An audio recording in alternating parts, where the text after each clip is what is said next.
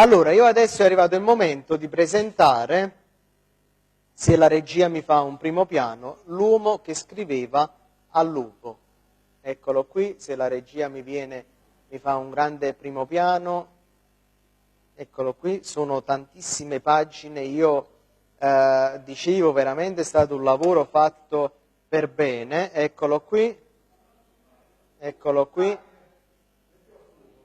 ci siamo, eccoci qua, va bene, eccolo qui, l'uomo che scriveva al lupo, eccoci qua, e sono tantissime pagine, 385 pagine, pensate, e lui è Giuseppe Senese. Prego, accomodati. Buonasera. Giuseppe. Buonasera, ci salutiamo. Ciao Giuseppe, complimenti, è un lavoro veramente eccezionale, sono 385 pagine, veramente insomma un lavoro che ci è voluto anche tanto tempo, credo, no? Perché è un romanzo, tantissime pagine, è proprio un bel lavoro, è un bel libro anche da leggere e da tenere in casa. Sì, calcoliamo che ho iniziato febbraio 2015, l'ho finito verso il mese di agosto dello stesso anno, quindi ci ho messo 5-6 mesi per completarlo, quindi diciamo che è stato un duro lavoro. Anche trovare l'editore è stato difficile, infatti ringrazio pubblicamente l'editore che mi ha permesso di pubblicare questo romanzo, l'LFA Publisher. Benissimo. Volevo sapere, Giuseppe, di cosa tratta questo libro? In modo che il pubblico da casa, no Giusy? Giustamente. Un piccolo dettaglio. Un piccolo dettaglio, Certo, una piccola cosa che tratta di questo libro. Prego. Allora, partiamo dal presupposto che è un romanzo narrato in prima persona, un romanzo molto introspettivo dove il protagonista, Daniele Salviati, è un ragazzo che può essere tranquillamente, come si posso dire, preso come esempio per altri tanti giovani d'oggi, perché è un ragazzo che comunque ha cercato di inseguire i propri sogni, però si è trovato di fronte a delle difficoltà e si è adagiato su un lavoro che non gli piaceva. Quindi diciamo che il romanzo però parte da un altro incipit, parte dal fatto che lui si scontrerà proprio con questo lupo.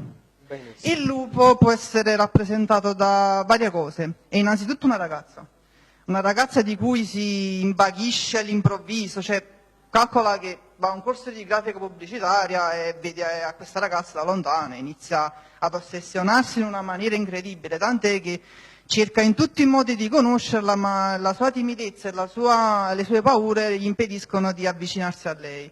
Tant'è che a un certo punto lui, quando decide veramente di fare il salto definitivo e conoscerla, le scompare dal nulla.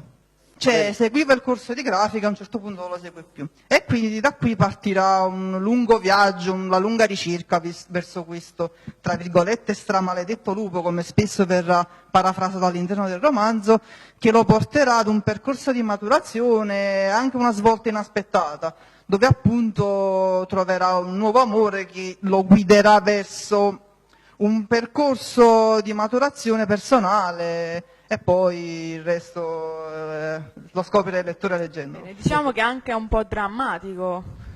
Non lo so, diciamo che ho cercato di rendere il tono non troppo pesante, perché mi sono reso conto che in alcune circostanze la lettura poteva essere abbastanza rognosa, nel senso che drammatico forse no, perché comunque per me drammatico è più una cosa su tragedie, omicidi, morti. Un giallo.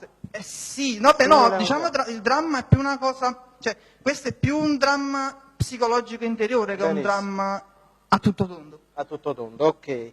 Quindi ovviamente per studiarlo bene, perché comunque per capirlo sono tante pagine, tante, voglio dire, tante anche vicissitudini da capire, no? Io vi invito a comprarlo, L'uomo che scriveva al lupo di Giuseppe Senese, e poi voglio dire Giuseppe Senese, signori, è completo perché a parte che ha 28 anni, 29 anni, è studente alla Facoltà di Scienze e Tecnologie Informatica alla Federico II di Napoli, quindi voglio dire, quello che dobbiamo dire, quindi è un libro veramente studiato, è un libro veramente calcolato, è un libro veramente dove c'è stato tanto impegno, c'è stato soprattutto tanto sacrificio e c'è stato veramente tanto amore nello scrivere. Quindi questa insomma è la cosa. Perché consigli di comprarlo? Alla telecamera? Beh, perché è un libro adatto a tutti innanzitutto, è un libro che vi appassionerà perché ha delle svolte inaspettate. Cioè la storia sembra andare in un certo verso, poi a un certo punto vedrete che ci saranno varie vicissitudini che lo porteranno verso altri binari e soprattutto il lettore potrà tranquillamente immedesimarsi nel protagonista, perché appunto lui avrà dei rapporti con il mondo esterno che praticamente possono essere tranquillamente visti anche nella realtà. Cioè nella realtà queste cose il lettore può tranquillamente immedesimarsi.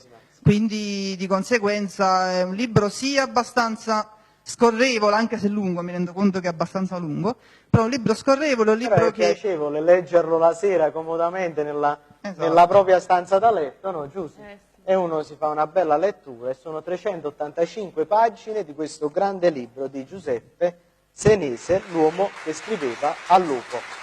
Grande la regia di Prima TV Napoli, canale 199 e 873 del digitale terrestre.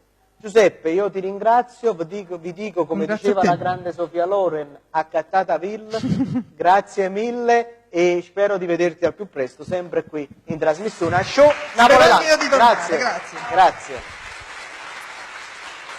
Ok, grazie mille. Giussi, noi andiamo al centro del nostro studio.